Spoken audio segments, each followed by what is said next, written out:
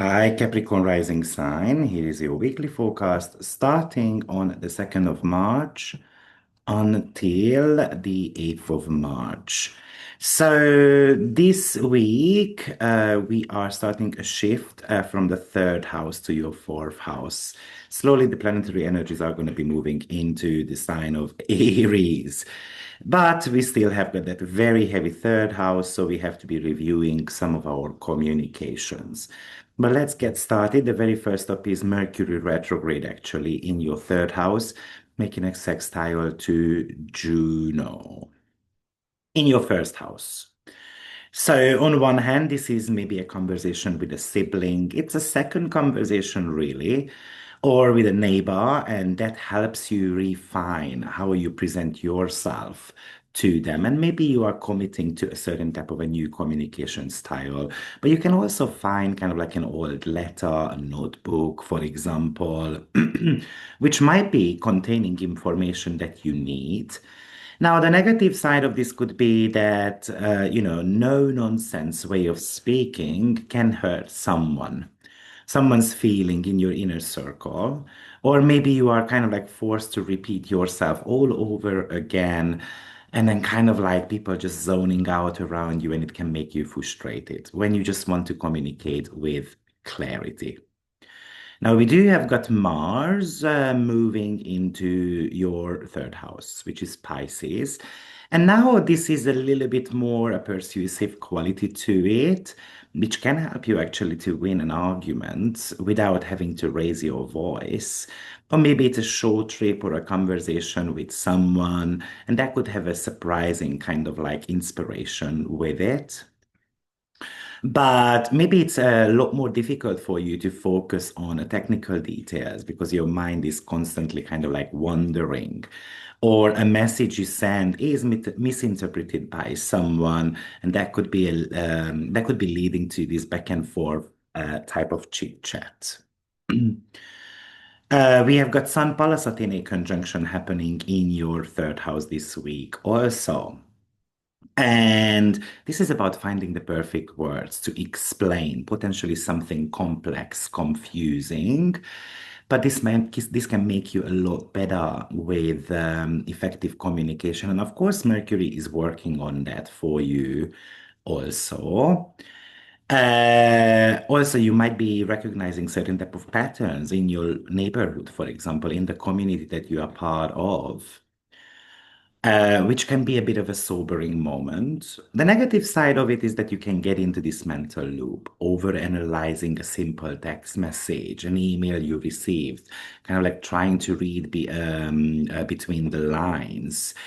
And also, this could indicate that someone is giving you a piece of advice. You are trying to give a piece of advice, but sometimes you might be finding deaf ears with this. And we just simply don't understand why they are struggling or what they are trying to say. Now we've got Bacchus entering your fourth house this week.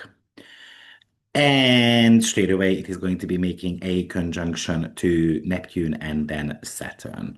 So this could be a kind of like creating a bit of a comfort zone, a sanctuary at home, something that is structured, feels comfortable. It's kind of like working on your inner temple, and you can enjoy the process.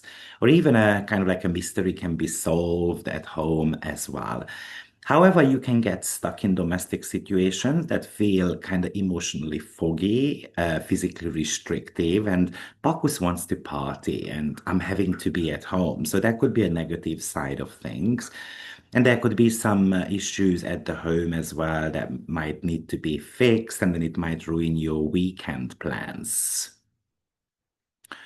We have got Venus making its very last aspect before it moves into Aries, and that's a sextile to Uranus. So Venus is, of course, still in your third house at the beginning of the week, but that could be a surprising message, maybe a chance to meet someone. Maybe it's actually an old lover who is kind of like coming back. The reason why, because Venus previously made a conjunction to Mercury retrograde.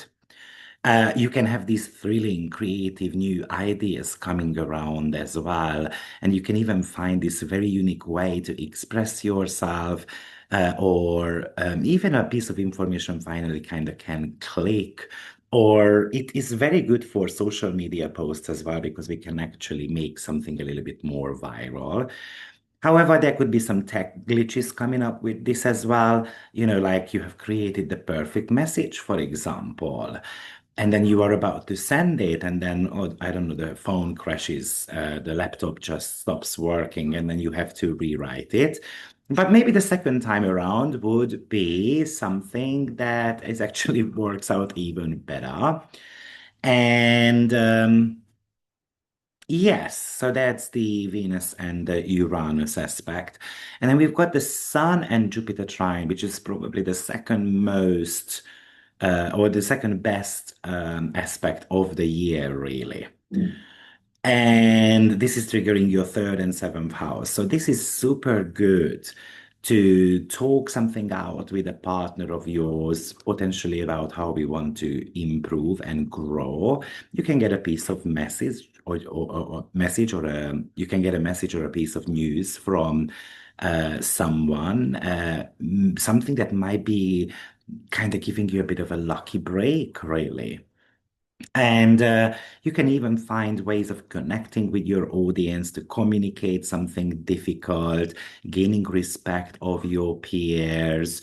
Maybe this is certain type of proposal, or we are coming up with some financial solutions within the partnership. What you need to be watching out for is kind of like getting stuck in a philosophical loop, debating something and then not being open-minded enough. And this could also make your mind wandering about quite significantly. So you might not be able to focus as much, or you are taking this short trip and then it becomes a little bit longer than you expected. Maybe you get distracted, you miss the bus, and so on. But what's the luck in that, right? So, because it is a very lucky aspect. Then we've got Hebe. Hebe is going to be entering Taurus, which is your fifth house. So, on one hand, this could really talk to you about that. Let's say you want to be hosting a party. But watch out because this could make you feel like that no one is able to go to the plate. Everyone is waiting for you to kind of serve them the food or serve them the drink. Or you can get a bit tired with this, that your child is needy and they cannot do things on their own. So that could be also something to be a little bit mindful about.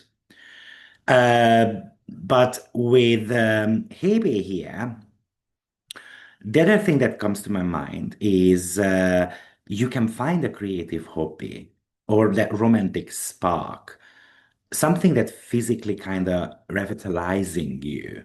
You can spend great time with your children, or we can go to the park. And then finally, I don't need to feel like that I'm cooking at home and so forth. The negative side would be, like I said, that pressure to be creative, to come up with a plan, to serve these kids and their boyfriend and so forth. And then we've got Venus moving into Aries as well this week. And straight away, it's going to make a conjunction to Neptune and Saturn. And this might be about you finding peace at home, something you can beautify your home. Um, you potentially want to rest a little bit. A family matter can be resolved as well, maybe just by honest conversation, something. It's a restoring type of combination here. However, you can feel trapped by domestic responsibilities, attending other people's needs as well, because you are somehow the pillar here. You are somehow having to be the strong one, having to create that balance within the family, and which might be preventing you from pursuing your personal goals. So as you can see, potentially this Venus moving into the sign of Aries is very important because that's the very first kind of traditional planet that triggers the Neptune-Saturn element. So I would really watch out what is happening there. because it might be giving you clues what to do next. But I would say that also with the third house activations, what do I say to myself? What's my self-belief like? What do I want to achieve with Mars being there? How to rewire my brain so that I can be confidently going towards a dream? And that's the Sun and Jupiter as well.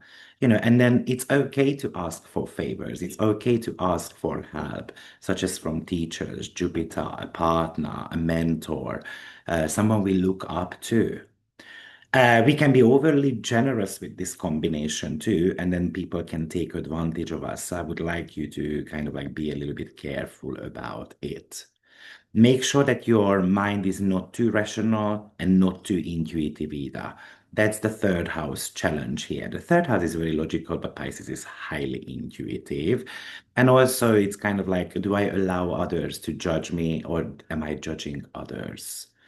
Sometimes it's better to step back a little bit and then making sure that the decision-making process is sound.